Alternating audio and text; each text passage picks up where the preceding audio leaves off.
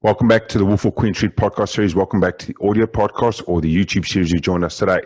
Today, I'm joined by Lucas Mattiello, a certified coach that helps entrepreneurs to control public speaking anxiety and panic attacks. Now, to any entrepreneur that has got a startup business and over time has taken that to success, will realize there are moments where they have to speak to people, speak on stage, or speak in large groups, and most of us are not trained, have the emotional state to handle it, and Lucas is the guy to take us through to that next level, to be able to stand there as a TEDx speaking coach, to take us to that next level, to say, this is how you do it, so you do it correctly, and this isn't how you don't freak the fuck out on stage in front of all those people and lose it for your brand. But anyway, Lucas, welcome to the show. Hey, thank you so much for having me here, Lawrence. This is awesome. It's great. I was chatting to, as always, I chat to my guests before we get on to air and we get started. And it's funny enough, with myself and Lucas, we've been talking for like the last 10 minutes. We said, we've got to get on the show. Otherwise, we'll talk for about 2 hours and we'll never get onto the actual show, because we're having an interesting discussion of, obviously, Lucas's business is teaching people how to get up on stage, overcoming stress, anxiety in those situations, and certain triggers that we part of your product and what you do it, but you do that all face-to-face at live events. Now, obviously, to everyone in the world right now, even when this episode comes out over the next few days, we're all in sort of lockdown. The world's in, unfortunately, a pandemic. We're in an unknown situation and environment, a lot of natural stress and anxiety with it. And I was talking to Lucas going, how's the business doing, and how we're handling, because your business is obviously face-to-face and it's interesting times. Interesting for sure. Definitely disruptive. Everything's happening right now. Mm-hmm. So with your business, obviously you're teaching people how to overcome it and anxiety and stress. There has to be a backstory to it. You don't go into that space of anxiety and stress speaking in front of a crowd unless you've had your own experience of stress and anxiety in that. There must be something behind there. Yeah, definitely.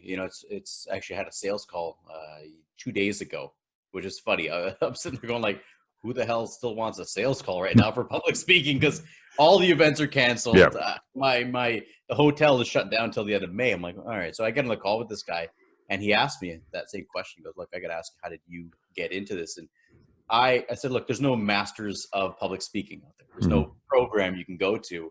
And I had struggled with panic attacks and anxiety. When I was 14, I was in high school wrestling, and I just started to feel in a match, I felt like I was going to die. I thought I was having a heart attack. I didn't know what was happening. And this continued on, and I was afraid, though. So that's a big piece. I was ashamed to let other people know. And so I struggled with the anxiety and the panic attack for 15 years, just hiding it, really coming from a place of deep shame. And it just got worse. And so actually a job layoff in 2010 had me, I felt like I lost my purpose and my identity, which I'd be curious if a lot of people are going to be going through that right now. Pretty much. Yeah. Where it's like, as a provider, maybe to the family, or my role of who I am and how I show up. And so when I lost that, it got really bad, my panic attacks, anxiety, and I ended up in the mental hospital and in 2010. And I entered a stress management recovery program, got diagnosed with panic disorder, and started this journey to overcome my own personal challenges with the anxiety and the panic attacks. It is so true what you're saying at the moment of with 2010, that situation that you found yourself in going to, and that today, right now, at this moment, likely a percentage of all the world will be going through that. There's so much uncertainty and unknown. There's so much financial, literally, you can't burn the amount of money that the governments and stock exchange and businesses are losing on a daily basis. That we are going to see people as well in the business world or in the normal world that it's just going to be at that X level for their stress and anxiety. And then unfortunately, it doesn't help in a moment where you need that strength for a brand. So any business that is actually open at the moment or that can function almost needs to be at their best time or their best view publicly, because you have people that are very problematic or vulnerable and stressed, and you want to be able to give the best brand across. And I've seen so many businesses over the last week just not put the right foot forward, and literally half their customer base just turned around and went, sorry, we've seen your true colors now, and this is not for us. We're going to step away and we're going to go somewhere else. And it is so hard for businesses are running, and also, like I said, perception of at the moment. No, I'm seeing that. Actually, I just popped on Facebook quickly this morning, and I saw somebody kind of ranting about businesses that are advertising still and saying, make 2020 your best year ever. And it's the ad copy that was from, a month, 2 months ago. And it's like, this is really kind of coming across tone deaf, where you're there saying, let's crush it this year. It's like, look, people are just trying to survive right now. Yeah. And so I think as a business, like you mentioned, Lawrence, is get your messaging dialed in for the current situation, which is help people, find something that they can ground in, get some degree of certainty right now. So with the certainty and building in and taking back to, you're coaching people to get on stage, what is the sort of the normal flow that comes towards you, the people? So people reach out, you say you do it at a face-to-face event at a hotel. Unfortunately, due to the situations, you can't do that.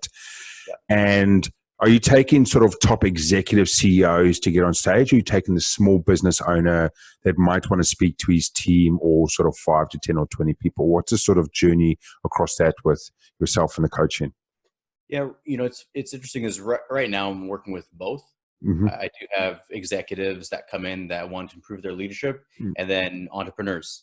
But moving forward, I only want to work with entrepreneurs because I understand where they are. I understand their position, and the difference too. I mean, sometimes you get these executives in there and they're like, look, how can I like this material? I'm like, well, do you believe in what you say? And they're like, no, I'm just paid. Yeah. Somebody hands off this script and goes, say these words at this event. Yep. And I understand they're in a tough spot because like you're being paid to represent your company. This is the approved message for you to share. And I'm like, my whole thing is about authenticity and speak from your heart. Yeah. And there's a disconnect. And after that, I was like, you know what? No, entrepreneurs, because my whole thing is let the small guys first of all, win, because we're in a new era right now. This is the exposure era. And 2, I want them to be able to play with the big brands. I saw you mentioned you overtook Gary Vee in the Philippines podcast, which I love that. And, and that's his whole thing. It's about play like the big guys. And the thing is, in today's world, you just need this to get your message. Yeah, I totally agree with that, and putting it out there. And it's good to hear you say that you want to go to the entrepreneurs, because fundamentally they know the business, they support it, and they're the ones that will speak truthfully for it. And it is in the world we get today, especially in a lot of the corporations, that a person standing in front of a business might not necessarily speak for what is best, but he's going to speak what is best for his shareholders, or best for what it is that they're trying to achieve that week. And therefore it might not be relatable to the person that's sitting in the crowd. And that's why the best speeches, the best TEDx speeches, or the best random one-person speeches you get on YouTube or anywhere else there is a person that's able to speak up and say what he wants to say. And he's not been fucking filtered by society or the business, right? So you get guys going up like the Hollywood actors. Denzel Washington, for example, goes up and he does usually quite an amazing speech, and he does it. But he says what he wants to say. There's, even at his level, no one is filtering him. He's not allowing it. And it's great to see that. I see, and I love that. I'm a huge Denzel Washington fan, and the thing is that he has that.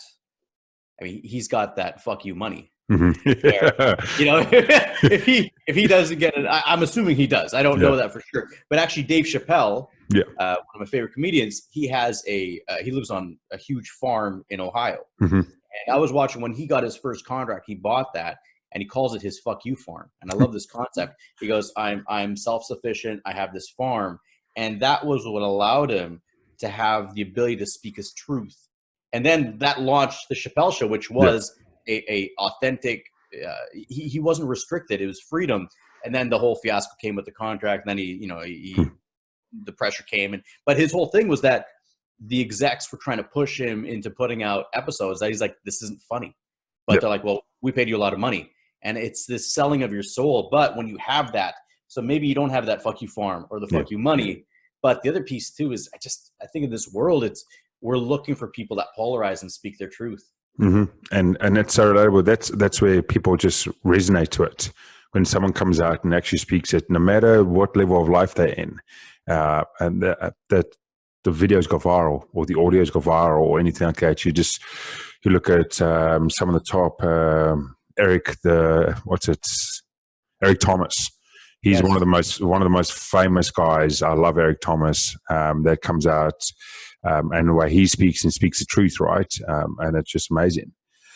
Now, in the business and in what you guys, or in what yourself is offering, is obviously there's a lot of guys that want to speak and stuff. They would go to something like Toastmasters. Toastmasters is throughout the world and it's everywhere and people do it. What is, in a sense of, what is your opinion on Toastmasters? Because I've got an opinion on it because I've had a few friends that have actually gone through it. And then what is the next, how would you believe what you are offering for people would be better? Because I'm sure, and I'm assuming, your service is way better than Toastmasters. Yeah, I like to say that what we do is it's Toastmasters with no USADA around. We're on steroids. If your listeners are MMA fans, they'll get it. Yeah, we're juiced to the gills. Yeah. You know what so Toastmasters is, it's a valuable service. Okay, I've been to their events. It's a low cost place for you to go and get some exposure. Yep. Now, the challenges that come up is for that it's peer led. So there's no trainer giving expert feedback to the individuals. It's like you go up there and they track your ums and ahs. They have the person writing down the notes. And they say, and so that's a metric that I don't feel is of success, because in the mindset, I have a lot of clients. I have clients that are distinguished Toastmasters. They come into our Speak with Confidence and they get rolled because their whole metric has been about polished. It comes across a bit robotic. Yeah. And they're like, well, I didn't say any ums and ahs. I'm like, but there's no soul. There's no feeling. Yeah. It's like you check the boxes, but you didn't check the box that matters, which is, do I connect with you? Do I like you? I totally relate to that. When I started the podcast over a year ago, my first few episodes, I actually counted and traced my ums and ahs. And I went into it and tried to improve it. And I've got into the time now where I can do an episode and I would have maybe in an hour less than 10 ums and ahs moments. To me, an and ah moment is when I'm actually thinking to respond, not that I don't know. So there's two levels to it. And I'm sure, Lucas, you'll be aware of this. Some people go because they don't know. Some people go because they're thinking. So to me, it was a thought pattern. So I've had to teach myself think quietly. But then one day I was sitting at home, and again, I was watching Dwayne "The Rock" Johnson, biggest superstar, one of the biggest superstars in the world at the moment. That dude can't speak for shit, right? He's one of the best out there going, and every third or fourth word was and I'm like, motherfucker. I'm sitting here telling myself I've got to do this, and this guy's standing on the world stage and speaking the way he wants to speak and speaking the truth. And I'm like, stuff that. I'm not going to worry about being so pedantic and making sure that my moments are not that my moments are clear, but I don't have those catching words or those words that a lot of people would say you got to clean up to have your speech better. Yeah, and that's consistent. People come in, and that's one of the most sought after things people want when they come into a training program. Yep. They go, I want to eliminate ums and ahs. To eliminate that, it's very simple. You're absolutely right. There's those two pieces you mentioned, the thinking and the but it's just about pausing. Yeah. If a person becomes comfortable with silence, and that's really the key there. It's become comfortable with silence and being seen, because often a person's, when they're nervous, they're just trying to speed through it and put all the words to get out of there. Instead, you need to switch it and go, this is my time. I can pause. And when you pause and you breathe, then the ums and ahs get eliminated and your engagement skyrockets. It totally does, especially if you're producing content that leads to thought and content that's provoking and the rest. The worst of all is to get up on stage. And Gary Vee, you mentioned Gary Vee earlier. Gary Vee is one of the best in that. So he'll go talk, truth bomb, fucking pause, and he'll wait for that like light bulb moment and turn and go, I told you, right? And he's the best in that sort of space at the moment in our game. And to hold it and allow people to think about it and then go, oh, yeah, I see that now. And then you keep on the discussions. And he actually, because I've seen him multiple times live in New Zealand. And what I see from it, he actually waits. He has his overall script that he's going to go with. He's very unscripted, though. That's just Gary Vee. But he also feeds off the crowd at that moment. So if he has a moment of he drop in a silence, and instead of being 2 seconds, he feels that the crowd needs 5 seconds or 7 seconds, he'll wait. he won't rush to continue on. He'll wait in that moment to make sure that the vibe to the crowd and the speech that he's trying to get across on the point is actually landed. Well, you're absolutely right. And there's levels to public speaking. And at the top level, it is around mastery. And mastery is where you're able, your basic fundamentals and your foundations are there. You've done it so much that that's on autopilot. Mm-hmm. And at that level, you're able to feel into the room, and you're able to feel what's landing, what's not, what's what needs to be said.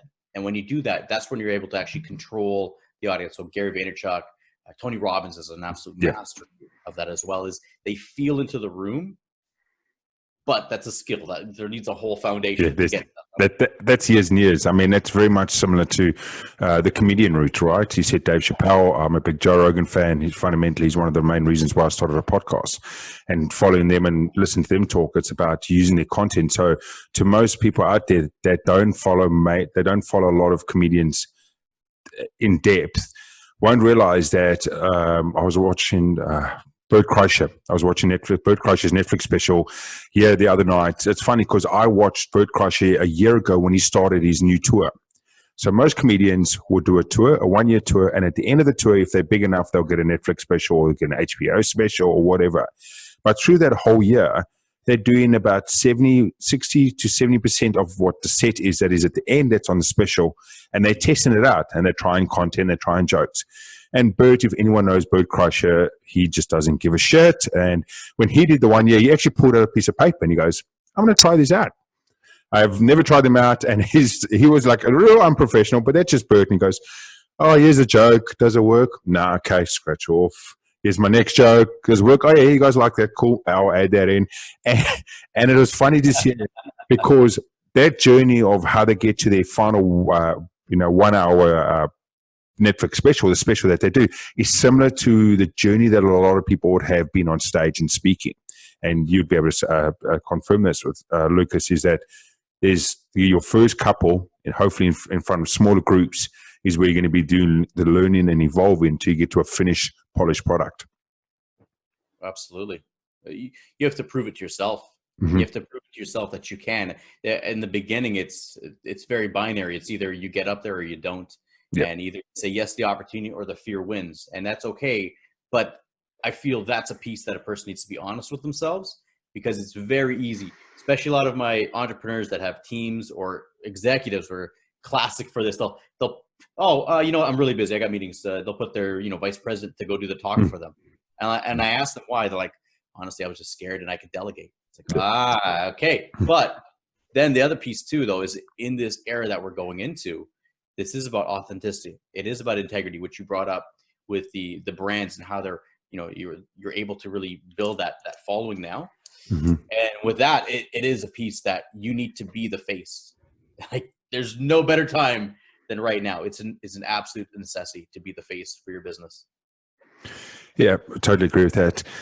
Talking about being afraid and so forth, there must be, when people come to you, come knock on your door, virtually, physically, whatever, pretty much, and there must be key fears that you see across the place for people speaking up. What are the sort of the common fears that you would see that people come on stage, and what are some of the methods that are used across it? And I want to hear, there must be one or two really peculiar fears that you've seen through your time of people on stage, something, most that you've gone, that's the only guy that's got that problem. Well, that's a great question. There are definitely some main ones. Yep.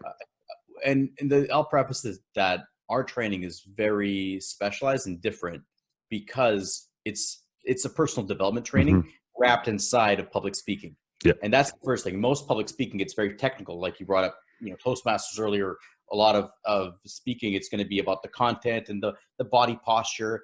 And in my experience even with TEDx, like, it's interesting. I take speakers that are professional speakers, but when the stakes get higher, that's when there's a meltdown. And the meltdown is always about truly being seen and heard. And so that's one of the biggest, I believe that's a human's greatest fear, is that it's good about being truly seen and heard. It's easy to do a podcast, but is a person opening up?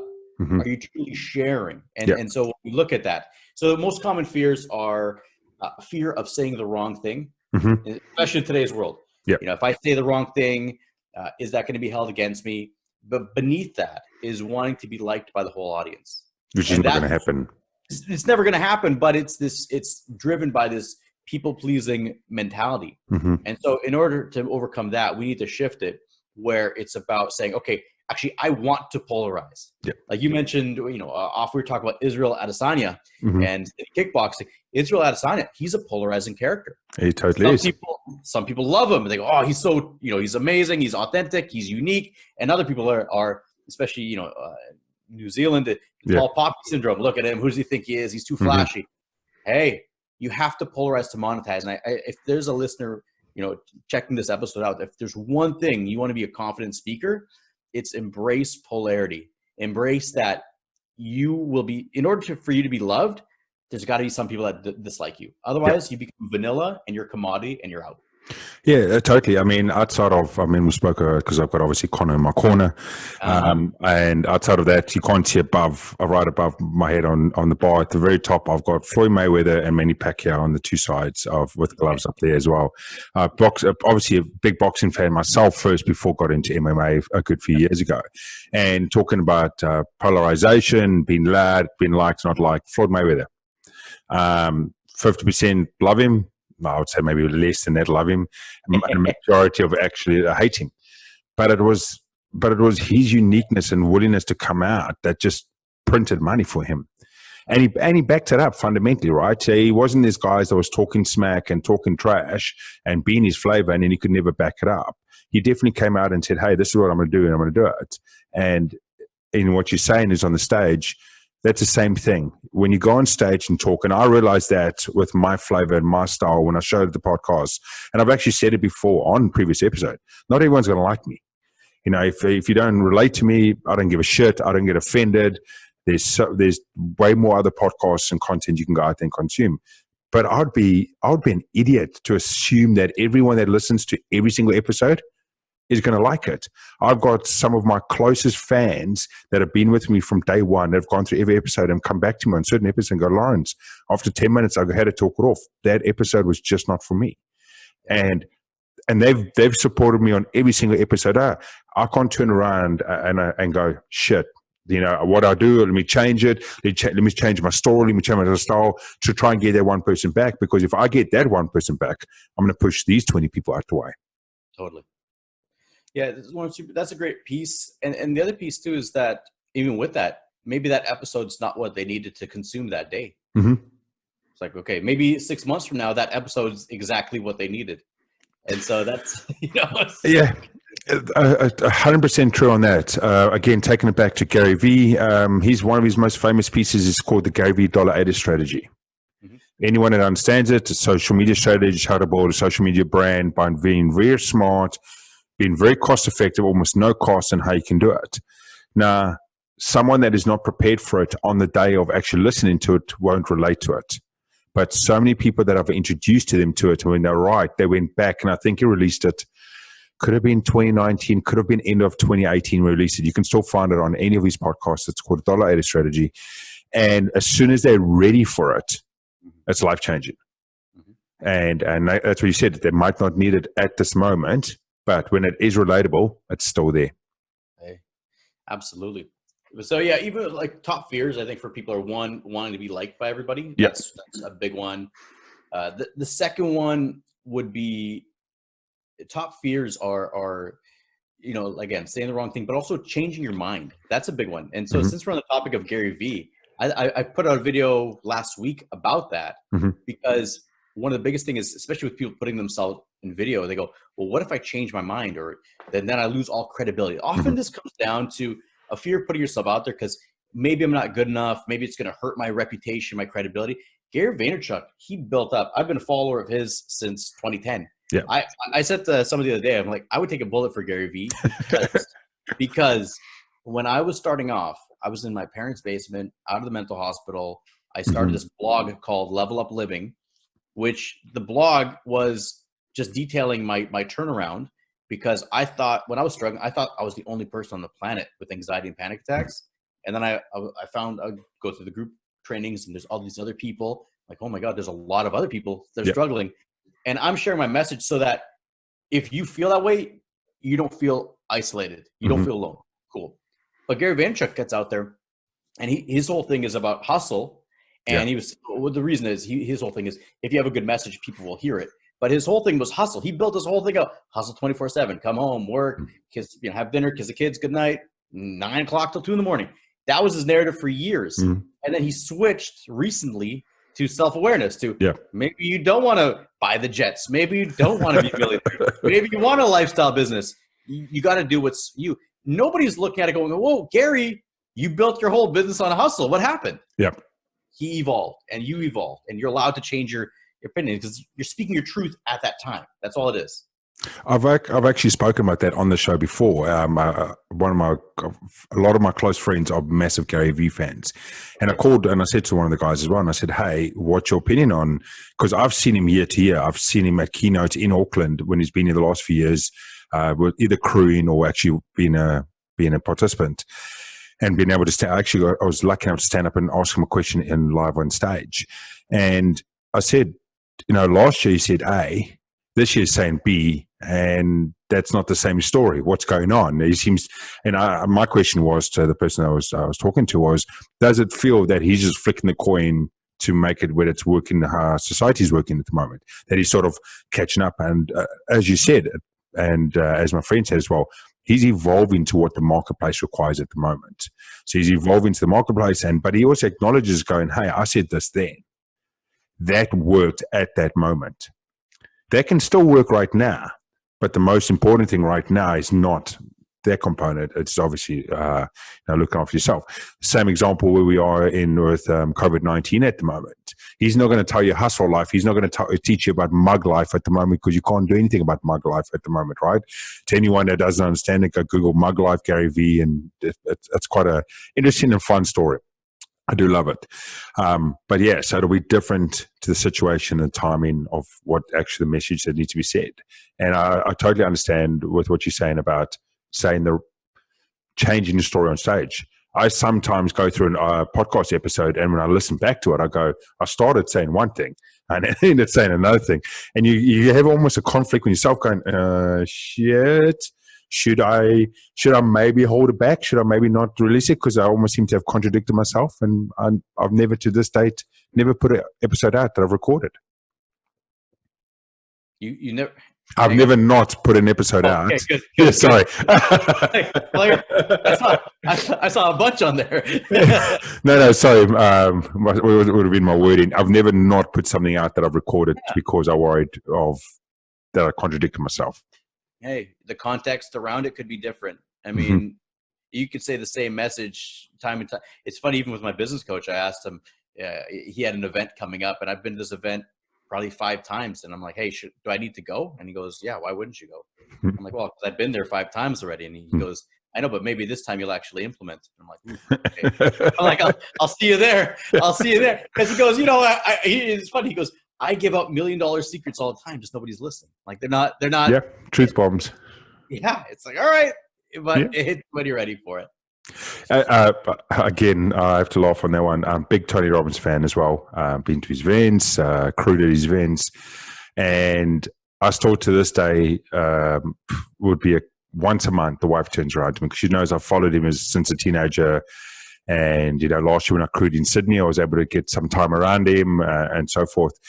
And she still says, I'm still waiting for you to implement the stuff he's taught you, all right? I'm still waiting for you to, when I got back, it was times of like, okay, come on, I'm going to implement this. I'm going to put this into place. This is what he says. I'm do it. And then after a while, I'm like, no, fuck it. I love it, but some of it's not me. And some of it's, not my style and stuff like that. So she still jokes. And I totally understand that thing of come back, and come back, come back to the event, because at some stage it'll click and you'll put it in. Well, exactly. And just find what's one thing that you can implement on that path right now. And, I got a whole list of things I need to do. And I find that if there's too many, I just won't do anything. Mm-hmm. Chunk it down, start with something. Bite size, right? I was still talking to someone the other day about the perfect game of chess is done one move at a time, right? And people forget that to get to the winning, the end, the state they want to be in, they want to get to that state. But to get that state, there's 100 small moves that has to happen beforehand. And not every one of them, when you move, you're winning. Sometimes you got to give up a piece. Sometimes you got to lose a piece. Sometimes you lose multiple pieces because something happened that you weren't planning on. But again, to have the perfect game of chess, it's one piece at a time. Absolutely. I love it. So you're talking about top fears, obviously changing your story, going on there and so forth. Anything else that you want to add on to that? You know, it's interesting with it because people come in and they want to look good on stage, Mm-hmm. and they want to look good. So now I'm pivoting it's interesting. I've had this domain Confident on Video for 3 years now, and not being able to do live events. Yeah. Going, personally, I think the world has, I mean, obviously the world hasn't conspired just for me. There's the globe, but for me, how I'm sitting with it is like, okay, I legitimately have no other option except to launch this course because I can't do anything and I still want to help people. Mm-hmm. But I also feel that video use is skyrocketing. So I'm actually launching Confident on Video within the next 2 weeks because I got nothing else to do, and I still, need to, and it's something that I've been wanting to do.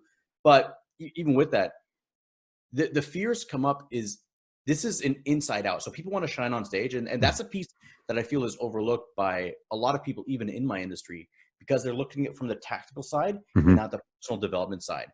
A person, they come into my training, I go, look, you know what you do. I'm not here to tell you what you do. I can help craft your message, absolutely. But this is about you giving yourself permission to be seen. Okay, so let's go down that. If a person's not fully allowing themselves to be seen and heard, why? Well, there's fears. They built up the armor because it's this battle of safety. And so a lot of people, they beat themselves up going, I know I should be launching a podcast, putting myself out more on social media. I should be doing all these things, but I'm not. It's like, first, you have to acknowledge that your protective systems are in there to survive. And the body's response is that it is dangerous. You put yourself out there. There's going to be YouTube trolls. There's going to be judgment. There's going to be an opportunity to not do well, to have mistakes, and they're going to be public and seen and on video. They'll be recorded. But it always comes back to this, Lawrence, and this is a piece. It's rejection or regrets. And I feel that's the biggest thing people need to look at is you're either going to face your fear of rejection, and you will be rejected. But the alternative is you're going to have a lifetime of regrets. And so we have to frame it. And that's why this is all about personal development. And the biggest piece to it, though, is that this is about taming your inner critic. If there's anything that happens in that training that's the most powerful, it's when we can turn it from, because my clients, we put them on video and then they watch the videos. I go, what do you see? First thing, I don't like the way I looked. I don't like this. They have a laundry list of everything they hate. I go, okay, what did you like? Ooh, that's a tough question. The laundry list. So we need to change that because ultimately nobody's coming up to you saying, don't get on stage, aside from the government right now. But nobody's saying, don't get on stage. Nobody's saying, don't share your message on video. Nobody's saying, don't play a bigger game. It's all a self-imposed limit. And there's cultural pieces, there's upbringing, there's family pieces you need to navigate through. But ultimately, we are the only person that's stopping us from playing that bigger game. So ultimately, we have to acknowledge, okay, what protection is this providing? And then how can I move forward with self-love? And when we start turning that inner critic around, like you mentioned, you got Connor there, Coach Kavanaugh, his coach. I love it that he says, he goes, we don't lose, we win and we learn. Right? Win or we learn. And I love that. I bring that into my training because I go, look, you're going to do a video, you're going to do a talk, you're going to do a podcast. What did you win and what did you learn? Yeah, I love that. And I can imagine it's similar as well. We've seen some clients on social media, not just, there's not just standing up on stage and doing speaking. People forget, and as you said earlier, this year, right here, is pretty much a platform to the rest of the world. I do a live video today, or I do a video, or you do a live video, and you've got 20 people looking either live or replay. That is you doing a speech. That is you doing a public announcement to 20 people. It's the same thing. And I can imagine people feel not as stressed and anxiety about it, but still have those same challenges going, how should I speak on social media? How should I come across on social media? What happens if no one watches my video? But, but it's something like you see with a lot of the guys that put out mass content or mass quality content. It comes to a point where finally something ticks and the public accept them and they get bigger. And everything they produced up to that point was to them, they went, oh, nothing's working. Nothing's working. I've done 1,000 pieces of content. I've done my idiotic Gary V, do 70 pieces of content a day. No, I'm not doing that. Fuck, no one's got that time or the team. Yeah. But it's that one point of that pivot point, then it finally works and it takes off. But you've got to have all those experiences beforehand. Yeah, this all comes back to, you mentioned with the comedians. It's Joe Rogan, all these comedians, Bert, all these guys. They've had to grind in obscurity. It's the same pattern. It's all the 10-year overnight success. Yeah, it's the same. And I don't know. I watched Joe Rogan's first podcast the other day because he looks like a caveman that just discovered fire. He's there like, how's this work? I spent last year as part of research and part of my journey in the podcast. I listened to the first 200 episodes. Wow. Okay. I went back to episode 1 and I did the first 200 episodes. And let's just say that it was interesting. But yeah, getting over the whole point of like caveman fire with Joe Rogan, that's quite funny as he believes he's one part ape and caveman. And he always says he does believe someone in his family, was the last person to try it out with an ape. But why I love doing that with him, and where it's similar going back to Gary V's, their foresight is always 3 to 5 years ahead. So listening to sort of Joe Rogan 5 years ago is fully relatable in today's time with some of the stuff. So anyone that goes and listens to his new podcast, he's talking to guys that are breaking the niche, breaking the mold, ahead of the game. But a lot of it they're talking about is, what's happening in 2025, what's happening in 2030. Some of it's you can sometimes struggle to be relatable at this moment. So sort of 3 or 5 years ago, listen to that content, you go, oh yeah, cool. That is totally relatable because it has now, it's the timing that's caught. So some of this stuff was really nice. And see that, and it was great because the iPhone 1 just came out. And the Samsung, or the iPhone 1, iPhone 2, I think was come out in the first couple of years. And I had to laugh and you listen going, oh my God, the new phone came out and the bigger camera and what can I do with it? And all these learnings and evolution of it when it's quite funny. Oh my gosh. So, you're right. It's speaking of the evolution too. I wanted to ask you, like, how did you get into this? And 2019, I want to know about. Lucas is bugging about 2019. So how did I get into? So I'll get into first thing. So I've always had a knack. People either agree or disagree. I've always had a knack of being able to have conversations with most people in different areas or niches. It's a skill I've had for years. Being a sort of person that I've always consumed content or learned. So I know a little about a lot, but I don't know a lot about, specific areas. So if I come in front of a small business owner or anyone that's running a shop or cafe or different type of niche, I can always handle conversations in that. And I've had the confidence to be able to do that since a young age. So for the last couple of years, I've been considering I should have started a podcast. Obviously, being a big Joe Rogan fan, consume a lot of content. And I finally got to a stage, I was part of a previous brand before this for four guys. One of the guys actually got his own podcast now as well. And I did a couple of interviews as part of that brand to get some content out to it. And I said, hold on, this actually works. I can do this and launch it. And in February, I've just passed my 1 year birthday for the podcast. In February last year, I finally went live and I said, okay, I'll give this a go. I'll give it 12 months. Realistic, see what happens from it. Go out there at that stage. I knew a handful of people in my network circle that would be willing to come on the show. And it slowly just took one step off the other step, not sometimes the easiest steps.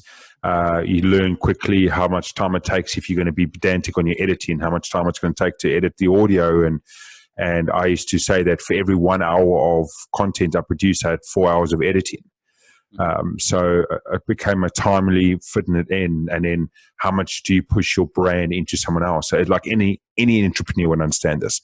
Start up a brand, how much can you push it in front of your family? How many can you push in front of your friends and stuff like that? So the first 90 days was pretty much that, but then I said, no, I needed to let it build itself. I need my brand, to go out and build it. And slowly things started happening. I started, I got ranked within, I think in the first 90 days. I got ranked in the first couple of countries, New Zealand, Australia. I got myself into America, into Canada, top 200 ranked on iTunes.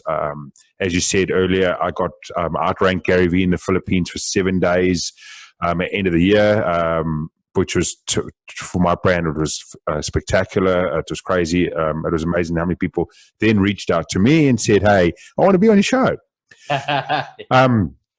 But one thing to me, a big thing about the podcast as well, and it's something we spoke about off air, was I didn't start the podcast because I wanted to stand here and talk. I didn't start the podcast because I want to stand here and, ramble on and so forth, as I'm doing a little bit now. As on my side, is I wanted to give it a platform for people that have a message or have a journey or have something that's special to the public, for them to come and have their say. So that's why if you listen to 95% of every one of my episodes, there is always a dark moment, a challenging moment, a real truth bomb, and so forth, because it's relatable to our public. And everyone has gone through some of their journeys: suicide, depression, alcoholism, bankruptcy. There's been so many moments of that, and that's so common in our society. Mental health, big one as well, especially in New Zealand, mental health, that we're not publicly talking about it. And that's where the space is for me to allow people in my niche, entrepreneurship, to come and have their say in that space. That's so good.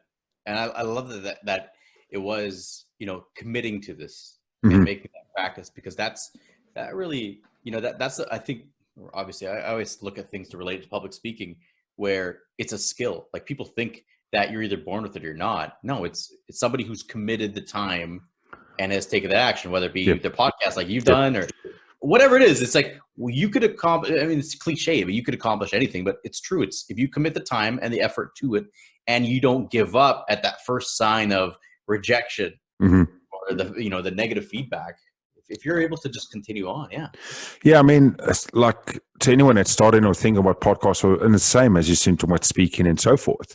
My first couple of weeks, first couple of months, I would have done less than 100 downloads a week. So to some people now, that would be great to them, but to me, I felt like, hold on, 100 downloads a week, that's like 10 downloads a day. That's not a lot.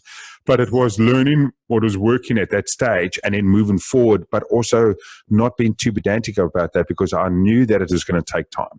I knew it could take 3 months. I knew it could take 6 months. It could take 9 months for me to fine tune what I can do, and also to learn more content and consume more content so I could handle conversations better. So I go back to my first couple of episodes myself, and I do it occasionally, and I just go back and go, damn.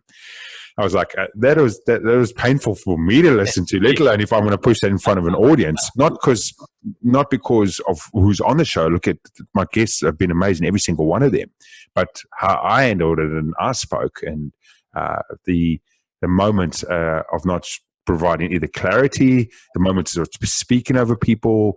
Being South African, we speak very fast as well, so there's not a lot of breaks and pauses. And I've been told, well, multiple people slow down. So it's learning all of those stuff to get your finished product to where you are today, to be able to handle a conversation and in the style that I want to do it. Yeah. And so with that, I also hear that it's about being able to look at those. That's something I've been doing this for 9 years. Every year, I've actually given up. Every year, I look back at my year's talks before, and I'm like, oh my God, I can't believe I put that out there. It's like, well, I'm like, now I've stopped with it, looking, going like, I'm not surprised anymore, but it's just looking at it as evolution, like a video game. It's just, we're moving up levels, and it's like, okay, that was the best I could do then. And, you learn and you grow, and that's, you move forward. So 2019, what happened there? What you're doing a podcast? I want to know. So Lucas has obviously done his research on myself. He's brought up quite a few points that you could only find if you went down the content holes down in my brand in the last 12 months. So 2019, to a lot of people, obviously, anyone that's been on my social brand, sort of in the last, last 6 or 8 weeks, there was a bit of a public announcement post done recently about myself. And what it's pretty much I came out and said was that as much as everyone sees me publicly as doing this out there in the world, always looking good, there's a lot of stuff that people don't know specifically around 2019 that has happened to me in my private life. And it's getting to the stage of I've got to publicly talk about it, because I can't have two faces. I can't have a social media face and at home I have a total different personal face, especially because the wife usually turns around and goes, I fucking hate it because you put out this perfect face to the real world and everyone loves you and everyone supports you, and then at home you're an absolute fucking dick, right? Because of unfortunately, because of problems that I have. But what happened in 2019 to a lot of people that aren't aware is that in April 2019, due to some blood tests I'd done beginning part of the year, just not feeling well, and when in 2019, we found out that I had a golf ball sized brain tumor, unbeknownst to me, and it had been grown for at least, they thought about 10 years this thing had been growing. April, they confirmed it, diagnosed it. In May, they confirmed I would have to go under surgery, and I went under surgery on the 26th of June, 2019, on my 35th birthday. It was a birthday present to me to go and undergo brain surgery to remove this fucker out of my head. At that stage, obviously, it was less than 90 days of going, hey, something's up, to actually going under the knife, realization that it's quite large. It was sitting on my optic nerve and encased my pituitary gland. To anyone who knows that, it's sitting right behind my optic nerve underneath. It had grown to such an extent that I'd lost 30% of my sight at that stage without realizing it. My sight had totally enclosed. I couldn't see anything. Most people's peripherals, if you put your arms out on your shoulders, you can see your hands on your peripheral and even sometimes further back. If you did about a third of the movement forward with your arm, that was as far as I could see within that. So sort of things started making sense, like why I kept walking into walls, why I kept knocking my shoulders, going into places. I always just assumed because I'm South African and I'm a large mammal, and a big boy, I knock into stuff. Why my neck was always sore a lot at that stage, it's because I had to overturn to actually see things because my sight had disappeared. And then also made sense that as part of the blood tests and the tumor being on top of the pituitary, which controls hormones. So any female fans listening will totally, you ladies know what goes on with hormones. Us guys, we never get fucking taught what a hormone is, how it controls, what it does to your body. So why I was up and down, why my levels, my happiness, my emotional state was up and down, because this was triggering on that as well. And as part of the surgery, lucky enough, it was a success. Obviously, I'm sitting right here, is they could remove it, but they also had to remove the pituitary gland because it didn't totally encased it, which meant from that moment, for the rest of my life, my body cannot regulate or produce any natural hormones. So I'm under hormone therapy for life. I've got to learn. I had to learn. I still got to learn. I've got to take medication every day. I've got to pay attention to my body. Again, like I said, females will be going, bitch, please. I go through that every day, paying attention to my body and my hormones. But it's sort of a hard thing to learn, of going, is my energy levels right? How does my body handle it? For example, one of the hormones your body produces is cortisol. That's your sort of fight or flight if you get into accidents and so forth. Any sports star fighters will know cortisol in the knee, usually cortisol in the back. I've got to take medication every single day for that, because if I get in a car accident and I don't get medical intervention immediately, my body could shut down within 24 hours because there's not enough cortisol in my body. Just as an example, to anyone that's on the video at the moment, I've got a half-completed tattoo on my forearm. I went in 4 hours to my tattoo. I had to leave because my body went into shock, because my body couldn't produce enough hormones to fight me having a tattoo, even though I took my medication. So those are sort of the physical repercussions of me going through the situation in 2019. On top of that, there's obviously the emotional state of it, the realization of it. Going into 26th of June, there was moments the hardest moments ever is I just sit down with my wife and look at her and go, what do you want to do if I don't come out? What do you want to do if if I'm paralyzed? What do you want to do if I lose some sort of functionality? And we had to sit down honestly and look at each other and go, here's 20 scenarios that could happen out of this. What is your understanding of how we're going to handle all 20 of those? And it's something you never want to go through, or you never want to really experience it, because it puts a lot of things into perspective. And it puts a lot of things into perspective at that moment. But I think I was still so focused on the surgery that took me months and months, almost to now, to realize that perspective of what is actually important, what I need to focus on, what I need to become as a person.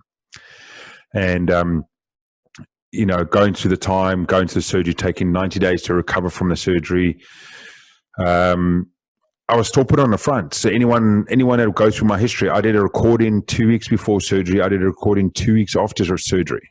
And none of those episodes ever spoke about it. I think very few of them publicly mentioned it till coming into September, October. I went to Tony Robbins 5 weeks after surgery, did 5 days on my feet, 20 hours a day to crew after surgery, still recovering, not being 100%. And a lot of people there didn't even realize it. And it was more in the sense of, I felt almost that it was my story. I'm not that special. I'm not that unique. People don't need to realize it. And it's finally caught up in the sense of doing it that way for me was not necessarily the best way, because I was hiding one level. I was always hiding it from the public eye. I would be good, yeah. And then when I came home, I would be either in a bad emotional state, I would be tired, I'd be way fucking cranky because of my hormone levels would be off depending on where I am. So I'd do a lot of shit at home. It wouldn't be fair on my family or very close friends. And it got to the stage where I just got to go, enough's enough. I've got to tell people and say, hey, I am not fine all the time. I am not perfect all the time. There's moments, there are days when I can't get out of bed. There's moments you do not want to be around me. I'm not the most pleasant person in the world, but that is part of it. And that's what I'm trying to evolve now more into my public brand or my public image, not to say the brand, but so that people can be more realistic and see more who I am as an individual. Oh, well, thank you for sharing that, Lawrence. I want to acknowledge you before that, because yep. I mean, with what I do, this is the, I hear that, and this is something that commonly comes up, where it's the conflict between, who you are and who you put out there in the world. Yeah. And the problem is that you cannot be in your full power, because, and for myself, when I spent 15 years hiding, the fear was I didn't want people to see this side of me. For my story was I felt like I didn't stack up to everybody else. Yep. Because I'd be in wrestling practice and I'm the one guy that's running out because I'm thinking I'm dying. And I look back and I'm like, there's 60 guys in there. Nobody's running out of me. So the narrative was that I'm not good enough. And one thing that I consistently see, and I invite you to, is that the story that you're afraid to tell is the one you need to tell. Yeah. Because this, we're on a trajectory now as a society that they can't hide anymore. Authenticity wins, and that story, that's what connects with people. It totally does. And I was pushed for time period, and I was actually at an internal conflict because, as I said, I started a brand to give opportunity to other people. Yeah. And then through the portion of my brand, through the first 3 to 6 months, I got to a moment going, but hold on, I've got a story now. And it's always sort of been, again, there's a lot of stuff that you would have seen, Lucas, is sort of a self-doubt going is, I'm not that special and I'm not that unique. So people don't need they don't need my story. They don't need what I'm offering out there, because the people that I have, like yourself and everyone else in the story, they've got a better story to tell, and a more unique story and a more relatable story. And it's sort of having to tell myself sometimes, stop with that bullshit. Everyone has a story. It might just only relate to a certain portion of the people that's out there, but some people relate to it.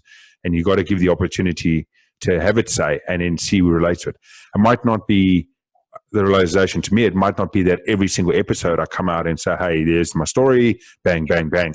It's going to, people are going to get sick and tired about it, but it's sort of, it might be relatable in certain portions to bring it in, and the quality in, going through, and the moments of going through, like I said, of realizing, thinking about your life, realistically thinking about your life at that moment of, am I going to be alive? Am I going to be dead? And having to have that judgment call going, what happens if that happens to me? And then having the realization onto my family. And a lot of it took longer for me to light bulb moments. Some of that stuff, some of it only just happened now recently in the beginning part of the year, because I kept always having that front up there. So, and which was the problem towards my family. So my wife and my, like I said, family friends would have gone through so much more pain, grief, and hardship, because my lack of willingness to actually go, hey, I want to show as being vulnerable. A lot of people in my workplace won't be aware of it. A lot of people in my circles won't be aware of it. And it's been, 9 months already. And it's now going, hey, enough is enough. This is part of who I am. This is part of what's changed me, because from this moment forward, I'm never going to be the same. I can actually physically never be the same. So I've got to take it on and grow with that strength. Absolutely. Yeah, absolutely. And, so even with that though, you sharing that story, there is people, obviously I've never had a brain tumor, so I can't relate to that. But even with TEDx, when I work with people at that level, this comes up all the time. They'll share their story. And one of the fears is, well, other people can't relate to this. I go, true, but there's pieces in there. So for example, you mentioned the hormone piece. I remember for me, something which is very minor, but with the panic attacks and anxiety, I had adrenal fatigue twice, and I burnt out. And I went to the doctor because my energy levels were off. I was not motivated. I wasn't getting out of bed. And I was thinking, what's wrong with me? I have this business that, I'm doing my passion, but there, a lot of shame and guilt kept up. I should be appreciative of it. But I'm like, I don't have any jump. And when I got some tests done, and they're like, your thyroid it's not working. So I had to get Synthroid. And I went in and saw the endocrinologist, and she's like, okay, this is that, and you'll be on this for the rest of your life. For me, something very simple. She's like, you take supplements every day. It's just another pill. But there was shame. I said to him, like, look, like, what did I do wrong? Like, what mistake? She's like, you didn't make a mistake. You did nothing. You didn't do it. It's just, this is what happened. And I had such a struggle with it. I'm like, okay, well, what change do I need to make to get over this, to not take it? And she's like, why are you so hesitant? It's one pill. And for me, it was this feeling of it brought up fears for me. And so you sharing that story about your brain tumor, it brought up the story for me, which was with the Synthroid and the shame. But also in that one, it's about direct conversations with friends and family, authenticity, speaking your truth. And so even with you bringing up your story, there's so many levels to your listeners being able to get massive value from it. And I hope so, because definitely, part of, my 1 year journey to here with the podcast has been the Wolf of Queen Street, the podcast, right? To anyone that knows Wolf of Queen Street, to anyone that has looked at my social media in the last couple of months, it's been more of a drive of Lawrence Lotze. It doesn't mean that the podcast is changing, or the podcast name will always be there, but I've been pushed by some mentors of myself to sort of step out of the podcast and be my individual above it. Be the brand, be the Gary V, right? Gary V is Gary V. He has 100 companies underneath him, Tony Robbins, all those guys. But I need to be Lawrence Lotze and come out and have the say, and and speak, as you said, truthfully about the story and everything that's come forward. And this is sort of that stepping stone of going to. And funny enough, we spoke again off air about it, is in May. Unfortunately, it's been postponed, but it was going to be my first speaking gig. So that was going to be my first, outside of the podcast, of me publicly coming out and going, here's actually who I am now. Here is the truth at that moment, and to take it forward. And I'm excited for you to do that, because again, when I work with people, at the deepest level, it's about an individual seeing that they're good enough. And it's all an inside game. So for you to get up there, it's you stepping up and going, I'm okay to be seen. And the other piece to that is that I deserve to be seen, and that my message matters. And when that starts lining up, it takes a lot of resistance. There's a lot of shit, tall poppy syndrome, comparison trap, who am I? A lot of upbringing pieces, Yep. a lot of school. You know, you spoke when you were in school and somebody made fun of you, and it's this association that it's dangerous to speak, that it's not comfortable. But this is bullshit, because I don't have kids. I have 2 young nieces, Hmm. but anybody that has children, we come into this world fully self-expressed, and then we're shut down. We're Yeah. shut down by parents, we're shut down by school, and we lose that self-expression. And so that's the whole journey. When people come into the training program, I go, look, this is about, because this is a top request for people. They come in, they go, I want you to help me find my voice. I go, this isn't about you finding your voice. This is about you reclaiming your voice. Yeah. And in order to reclaim your voice, you have to go inside and see that you are worth it, that what you say matters. I had a TEDx talk. It was going to be May 9th in Vegas, and that got postponed. Mhm. But the whole talk is about speaking your truth. Because when a person doesn't speak their truth or show up authentically, one, and I did this for 15 years, hiding, going, what's the armor up, right? Yeah. You got to armor up and be very mindful of what you're putting out, but it's all based on fear. And then your mind, it's always focused. It's operating. You know, people, they're not playing to win, they're playing not to lose. Yeah. Totally. But it's the ultimate loss, because you're denying your authenticity, you're denying your truth. And that's I feel, you know, for anything, that's my whole mission for this world now. I've got clear with it. It's people to speak their truth, because when they speak their truth, that's when you're able to really live the life. And I really, even with what you mentioned with your wife sitting down and talking about those scenarios, I mean, that must have been incredibly difficult to do. But imagine if you didn't, and something went sideways during your surgery. Yep. Like your wife, maybe she wouldn't know how to react or how to act. And then the uncertainty, did I make a mistake? Because you didn't have that direct conversation that needed to happen. I totally agree with that. You know, looking at, you know, interesting times, I look at it and I always think back, and I think it's something that we never just move away from. And I look back and think through and what can do different, but I just make sure I think about it to help me evolve. I got to the moment now, and to anyone that's listening, about when you get into a story and going through, and to anyone that knows me will understand, I'm thinking through a lot at the moment as I'm talking, because I haven't spoken about this publicly enough. So it's not as fine-tuned as it is if I'm just having a conversation. But anyone that's sort of working through a similar challenge of not knowing that, firstly, they've gone through something, haven't spoken about it publicly, have that whole denial of wanting to say, hey, it's special to talk about it, just reach out to actually just one person and talk about it. You know, I found I've just been able to sit down with one person and say, hey, here's my story. And then that one person goes, hey, what are you worried about? Why are you worried about? And that's sort of that first support that goes, cool, the door's a little open, right? And then keep going through it and keep going through it and keep going through it. Because I think the biggest fear is that sort of, hey, when I do it, I've got to do it to everyone. And that's the sort of challenge. So to anyone that's sitting there, you know, and anyone that's your mental health, especially if you have or depression, anxiety, you're not sure at this time of the life, just reach out to someone that you know you can talk to honestly. Sometimes that might not be your closest friend, because the closest friend, if they are a good friend, they'll take a bat to anyone that you ask them to. So they'll always support you. They might not give you the honesty. So you got to talk to someone that will give you honesty and support. That could say to you, hey, you know, you're over exaggerating, you know, you don't worry about that, but also fundamentally is giving you the security to support you, and go to that person and then take it one step, next step. Remember the chessboard, one move at a time, and it'll allow you to then have the realization of, I can let it go. I can let go of that stress. I can let go of that anxiety. Yeah, that's brilliant advice, and it's so needed. That's a great point that you mentioned there, because people are afraid. You may not believe this, but it's funny, when I started, so I come out of the mental hospital, and I wasn't locked away. Some people are like, oh, you're locked away. Actually, 2 things. I'm gonna share 2 things quickly. One is my first talk I ever did. It was to it was a group of nursing students, and I get up there, and it's a 1-hour talk, and the professor, I go, like, what do you want me to say? She's like, oh, you'll be fine. Just get up there, and you know, you'll be okay.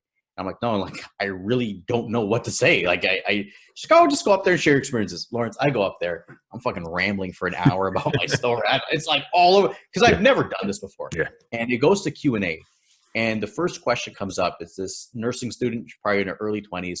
And she goes, now that you're back in regular society, how does it feel? And I'm like, what do you mean now that I'm what are you talking about, regular society? She's like, now that you're back. I was so nervous giving my talk that she thought I'd been locked away in a mental institution. And this is part of my reintegration as I go to school. And Lord, I'm telling you, I was absolutely crushed, because I had this dream to share my message and to share my story and allow people to know that you don't feel alone, and like, take that shame away and give yourself permission to speak the truth. And the feedback I'm getting is that I've been locked away in a mental institution. And I sat in my car and I cried, because there were so many people saying that, like, it's crazy, you don't have any background in starting this type of business, you don't have qualifications, you're not a psychiatrist, you're not a psychologist. And every one of those voices was in my head. I just broke down in tears. And it was in that moment I realized that I need to get a mentor to help me, or just give up on this. And a week after that, I went to an event. Somebody spoke. Here's the thing. It's a business coach. I've been with him now for 7 years. It was his personal story about losing his father. Yep. And I'm like, I'm working with this guy. And so that's, if anybody's out there and they're afraid, if you're an entrepreneur and you're selling your services, your products, your story is what's going to set you apart. Yep. So that's the first thing that I wanted to, because when I did the first time, it was just a disaster. But how I got started, to your point about sharing, I started by going online. I went to a website called panicsurvivor.com with a fake name. That's how afraid I was. I created a fake screen name and I started to share my story on a website, a blog. And I went on there and people started, like, oh, wow, I relate to that. And then I switched. I changed my name to my real name on this anonymous blog. And then I started Level Up Living. And then I started sharing and telling my close friends and family. And my fear was that they were going to say I was crazy, that I'm fucked up, that I'd lose everybody. I did not experience that at all. People were saying, how can I help you? I didn't realize this. Some people were saying things make sense now about how you used to act. But it was this unburdening, because that armor that we wear for protection, it's killing us. Yeah. It's killing us. It's killing our evolution. It's killing our truth. It's not allowing us to show up fully, because our mind's always distracted, going, oh, I gotta manage the storylines. I gotta manage expectations. I gotta manage how I come across. But the beauty of this is, I had a client recently share, she's like, I don't understand. Like, how can you be so open and honest? And I go, look, what's the alternative? You're gonna take a message and maybe you don't agree with it, or that's okay. But the alternative for me is that I'm gonna be guarded. And I refuse to be guarded, because I've been there. I've had two different lives. 15 years I spent afraid of what people are gonna say and showing up, living from fear. I feel like I've had that life, and then that died, and now it's this new life. It's like, I'm gonna be me. Because the other piece too is, if I say it first, you can't use it against me. And if there's anybody that has that out there, it's like, yeah, I own it. This is what I'm doing. I've diffused your ammunition. You can't say anything. Yeah, so that's 8 Mile. If anyone's watched 8 Mile Eminem movie, that's pretty much the winning crux of it. At the end, he comes out publicly, does a rap, and he pretty much raps all the shit that's about himself, so someone else can't use it against himself, right? So an old school flashback movie there. But yeah, I totally agree with that, and it's great to see, the evolution that yourself has gone through, and the realization that you had there, and everything that you've taken in from that moment of standing in front of the nurses, not knowing what you're saying and how you're saying it, to where you are today. And one of the big points, you either had to get a mentor or you had to move away from it. Again, guys, I speak about it all the time, guys and girls, is find someone to support you through your process or your business, whatever you're doing through. And in most times, that's a different person for each different area. If you need someone to help you with your business, your financials, taking you to the next level, you need a mentor in that space. If you need someone to ground you, to keep you stable, to keep you mentally sound, you'll need another person in that place. Please do not go to the same person for all of that. That's a fucking crock of shit. No one is a business mentor as well as a life mentor. From that point, there's very few people in the world that can do both of those. So be careful around that sort of stuff. But as I look at the moment, I think we're 70 minutes in at the moment, Lucas. We'll go for hours and hours going into this. Just wanting to end it off today. What do you think is sort of something over the next week or 2 weeks in sort of the uncertainty and the stress and anxiety we find ourselves in today? What is something you can leave the listeners with to think about or put into their place and what they're trying to achieve? With all the uncertainty that's going on, I feel that the one thing to come back to is focusing on your ability to adapt. Mm-hmm. If there's anything, it's that when we live in fear, it's about control. And we're in a situation that we don't control. We don't know what's going to happen, with the lockdown and all in business, everything's up in the air. But look back at your life and all the obstacles and the shit that you've overcome. And the more that you can do that, you're going to build that resilience that this is a time where you got to double down on yourself, really self-love, but also that your ability to adapt. And you're going to have to pivot. But empires have been built when complete industries have been disrupted. Mm-hmm. And so it's going to be, I urge people to look at it. Is this an opportunity? Are you looking at it from a challenge or a threat? Yeah. Is it a threat that everything's going to go sideways and you're done? Look at it as a challenge and that you are capable, because now more than ever, you're going to have to bet on yourself, and you're going to have to bet big. And so when you can love yourself and acknowledge everything that you've overcome and focus that you are capable of adapting, you'll be okay. That's awesome. I love that. Thank you so much for that, Lucas. As always, I ask, can you let the listeners know where they can find you, social handles, where's the best place? Yeah, go to levelupliving.com to level up your life. There will be a Confident on Video course coming up soon, so there'll be a tab on there. Check it out, video. But yeah, go there, Instagram, YouTube, Facebook, Lucas Mattiello. You can find me there. Awesome. Thank you so much for your time, Lucas. It's been such a great chat and an interesting one to have it today, to turn it a little bit around on myself, and for me actually been having a few questions and answers I've got to go through, my side as well. So it's been a really interesting, enjoyed it, and thank you so much for your time today. And to everyone else on the podcast, the Wolf of Queen Street podcast, audio series or YouTube series, once again, thank you for coming over. As I always say on most of my episodes, I don't charge money. I don't, expect anything special. But if there's something that related to you today, there's something that just clicked with you today, all I ask is you share it with someone else and tell them, hey, this might be relatable. This might support you. This might help you through this time of uncertainty, this time of not knowing where your business or your life is going to go next. Because at the end of the day, all we have is each other. And all we can be certain about is the support and the friendship and the people around us. So at the end of the day, stay safe, stay beautiful, stay powerful, and we'll chat to you later.